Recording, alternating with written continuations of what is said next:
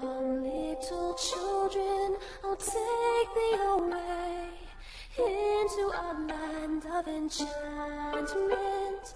Come, little children, the time's come to play here in my garden of shadows.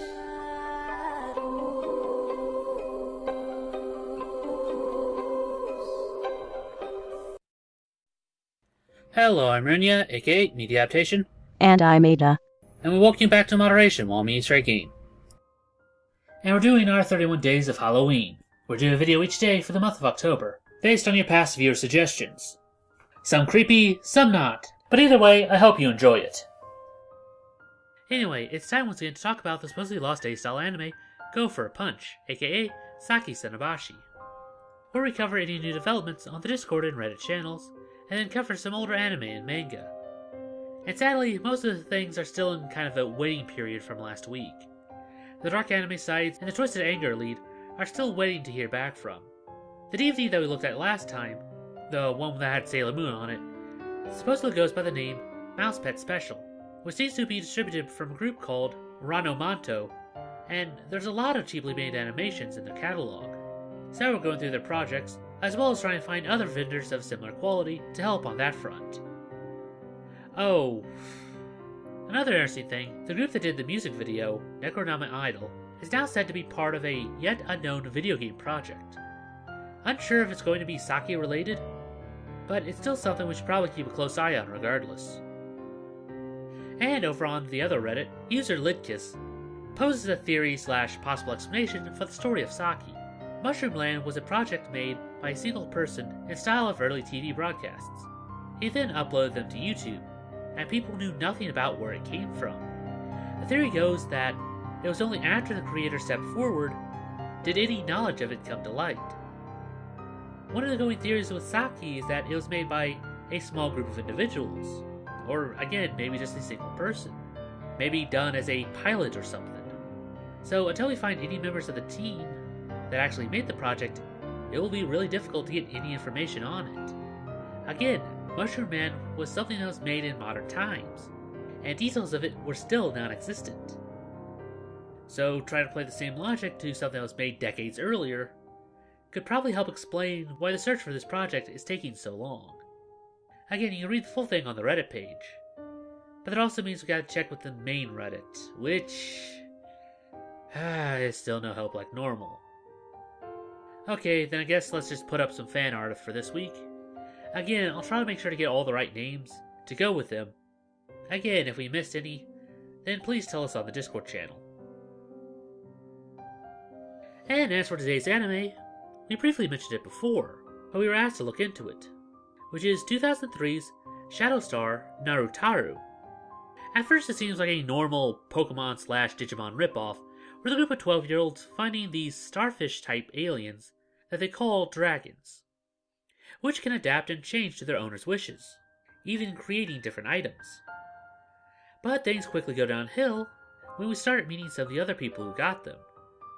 Normally things are linked completely with the user, so you can feel everything they do, which isn't good when one of them has a mini case of PTSD from the crash, and that keeps playing every time she falls asleep.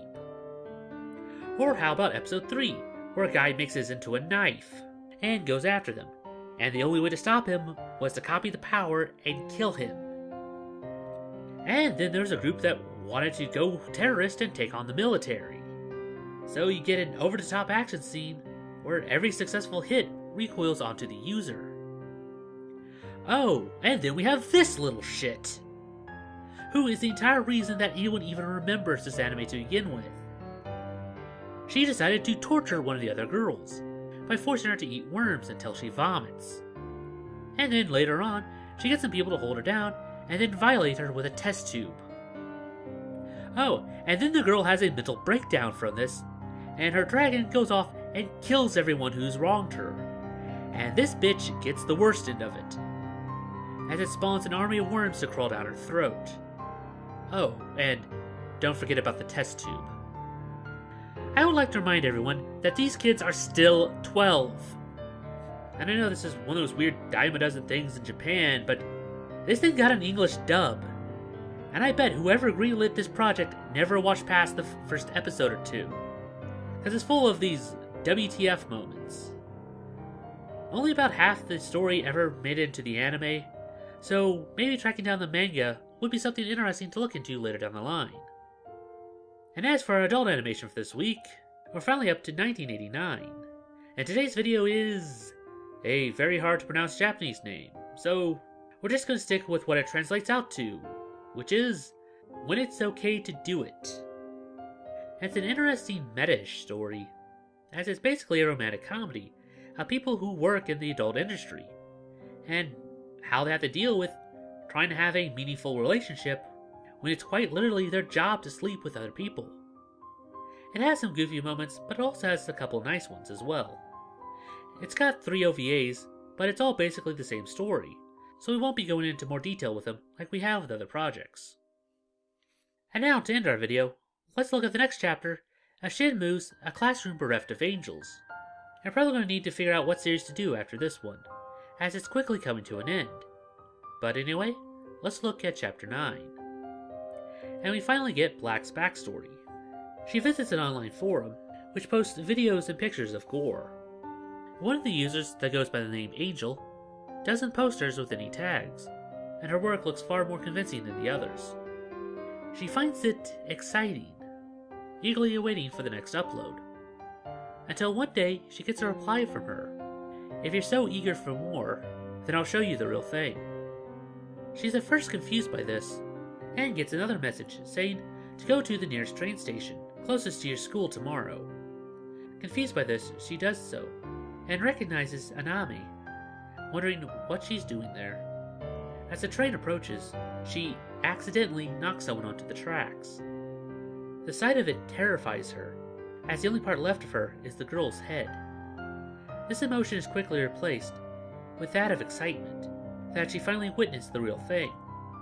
She starts running over to her, but then realizes that she's staring at her, asking her if she managed to see the real thing. And that's why Black follows her. She is someone that can do what she cannot. So she continues. Anything that she can think of, she does without hesitation. She grants her wish, and Black watches it all in wonder, no matter the task.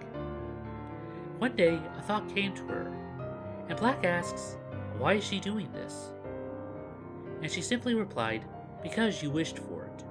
Black didn't understand what she meant by that, but didn't argue the point, as she was useful to her. Then came the day on the roof, and again she eagerly awaited for the next event, but commented that the usual method was getting a bit stale, and offhand remarks that why not kill her classmates? All of them. She briefly asks all, before agreeing to it. As we cut back to present day, and she walks through the door, finally taking us to the last chapter. And the fact that she said all of them makes me wonder if the killing is far from done. But that's something that will be concluded in the next video. But this is actually the first time we saw her face, and her eyes tell a completely different story. To me, she doesn't seem happy about this. Which makes me ask that, is this like a curse? Does she have to do anything anyone wishes of her? But again, I guess that'll be explained next time. And that about does it for this video. If you have any other ideas like seeing made into a video, then please post it down in the comments below, and we'll add it to our next viewer request week. It's now time for the part of the show where we ask you to help us appease the YouTube algorithm by dropping a like, share, or comment. It helps out much more than you'd think. And if you haven't subscribed yet, then it's very much appreciated. And if you'd like to support this channel, then please visit our Patreon. Link will be down in the description below. Even if you can't give a lot, every little bit helps. We also have a Let's Play channel, where we play different horror games, or just whatever he feels like sometimes. The link to it is also in the description. And I guess I'll see you in the next one. Anyway, I'm Runya. And I'm Ada. Remind you to take life in moderation. Weep not, poor children.